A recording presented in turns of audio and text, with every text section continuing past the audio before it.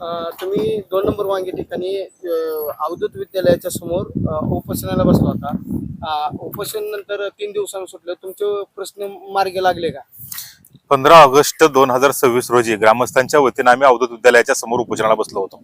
त्या अगोदर निवेदने दिली होती, तक्रारी दिल्या होत्या की अवधूत विद्यालयाचा जो मुख्याध्यापक आहे राजेंद्र वनवे हा भ्रष्टाचारी आहे. बोगस शिपाई भरती असेल त्यांनी स्वतः कबूल केलंय. तो व्हिडिओ व्हायरल झाला माध्यमांवरती की स्वतः त्यांनी कबूल केलंय की मी कसा भ्रष्टाचार केला आणि मी कशी फसवणूक केली, कोर्टाची केली, शासनाची केली, असं त्यांनी स्वतःहून कबूल केलंय. त्या विरोधात आम्ही उपोषण केलं. उपोषण केल्यानंतर 15 तारखेला बसलो. 17 तारखेला शिक्षणाधिकारी साहेब सोलापूर यांनी आदेश काढला की तात्काळ त्याचा सहीचे अधिकार काढले मुख्याध्यापकाचा आणि संस्थेला त्यांनी आदेशित केलं की बाबा तुम्ही तात्काळ नवीन मुख्याध्यापकाचा जो सेवा ज्येष्ठतेप्रमाणे जो शिक्षक असेल त्याचा प्रस्ताव पाठवून द्या आणि त्या ठिकाणी त्याची निवड केली जाईल. परंतु संस्थेने कसल्याही प्रकारचा प्रस्ताव पाठवला नाही. उलट तोच पहिला जो राजेंद्र वने मुख्याध्यापक आहे तो 4 दिवस उपोषण संपल्यापासून आम्ही 4 दिवस शाळेत तो कसल्याही प्रकारे आला नाही. स्वतः ऑफिसला कुलूप लावून, स्वतः ऑफिसला कुलूप, कसल्याही प्रकार कुलूप न उघडता कोणाची ग्रामस्थांची गैरसोय झालेली आहे, विद्यार्थ्यांची गैरसोय झालेली आहे. कोणाला बोनाफाईड सर्टिफिकेट पाहिजे असेल, काय डॉक्युमेंट पाहिजे असतील, काही भेटलं नाही.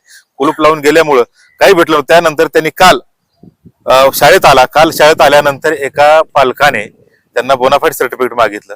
त्यावर त्यांनी स्वतःच्या सहीने बोनाफाईड सर्टिफिकेट दिलं. मला सांगा, जर त्याचा सहीचा अधिकार 16 तारखेला 17 तारखेला जर शिक्षण अधिकारी साहेबांनी काढला असेल तर ह्यांनी कुठल्या अधिकाराने बोनाफाईड सर्टिफिकेट दिलं, हा आमची विचारणा आहे शासनाला.